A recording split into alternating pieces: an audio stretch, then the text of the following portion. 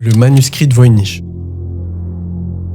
En 1912, un antiquaire du nom de Wilfried Voynich acquiert une trentaine de manuels auprès d'un groupe de jésuites polonais. Parmi ces manuels, il y en a un qui n'est clairement pas comme les autres. Une mystérieuse encyclopédie qui a l'air vraiment très ancienne et surtout, elle est rédigée dans un alphabet totalement inconnu. Il n'y a pas que l'écriture, les symboles sont aussi super bizarres. Il y a des dessins étranges, des plantes, des symboles astronomiques et astrologiques, des assemblages de bassins et de tuyaux et ça semble être quelque chose de très sérieux. Voynich a du mal à savoir ce que c'est, donc il va chercher à faire déchiffrer le livre. Et malheureusement, à ce jour, personne n'a jamais réussi à le déchiffrer. Que ce soit des linguistes, des cryptographes ou même des mathématiciens, tout a été fait pour comprendre de quoi parlait le manuel. Et il n'y a aucun consensus auprès des chercheurs. Forcément, une des questions qui s'est tout de suite posée, c'est est-ce que le manuel est faux? Est-ce que toute cette histoire a été inventée par Voynich pour donner de la valeur à son manuscrit et le revendre beaucoup plus cher qu'il ne l'a acheté? La réponse c'est pas exactement. En fait, avec une datation au carbone 14, on a pu déterminer que le manuscrit a été fabriqué